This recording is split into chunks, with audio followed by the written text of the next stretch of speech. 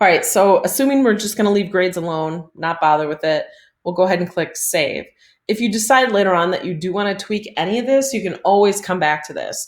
All right, so now we have the stream, the classwork tab, and people. You get the grades tab, which I bet you won't look at it. Your students, if you were keeping grades there, they don't get the grades tab.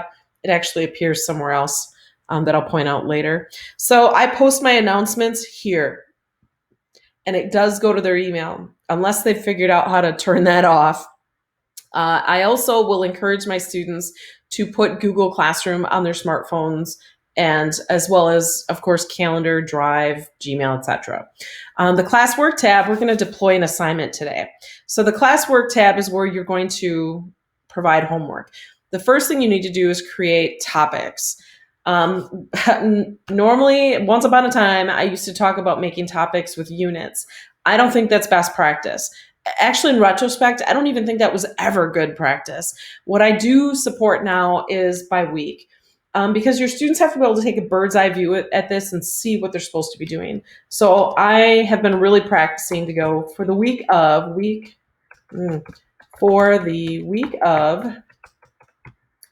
9/15/20, and I'll hit add. And what that's going to do then is put a bookmark here, kind of a bookmark, where it will jump down accordingly. And now I've got my topic. Now if I'm going to assign something, I can click create. I can make an assignment, a Kami assignment. I might have connected something. I don't know if that'll be in your screen.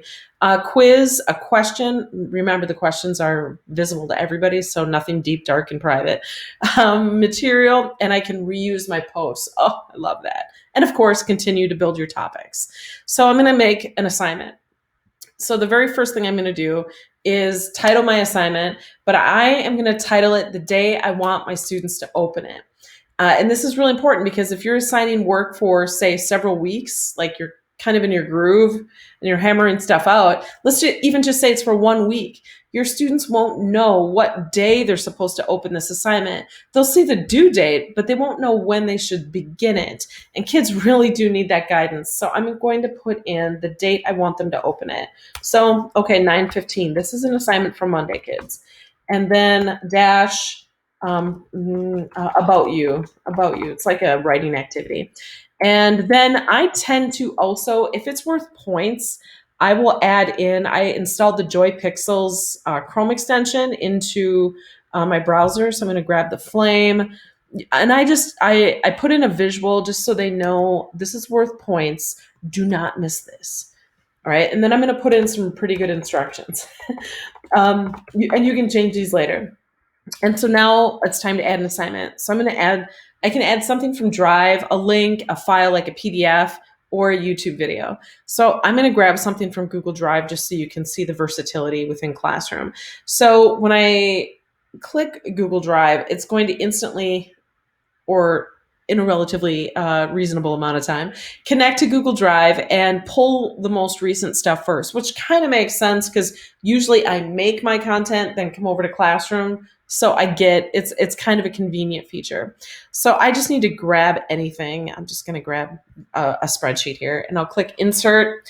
And then it's going to ask me, how do I want to deploy this? And this is clutch.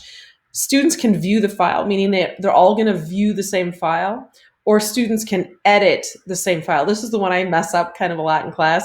But they're all going to edit the same file. So ask yourself, is that really what you want? It's fun, but kind of destructive in the same light. So, or what most teachers do, they're going to click make a copy for each student. Now let's go over to the right-hand side.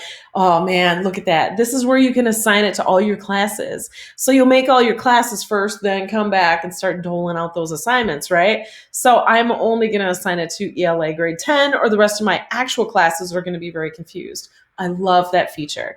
Then I can assign how many points it will be worth. I like to keep my point values real small. Assign my due date and time, because they will test you on that. If you say 11:59, you're going to get assignments at 11:58. The topic is clutch. Make sure you get it right. Truthfully, you can fix it later.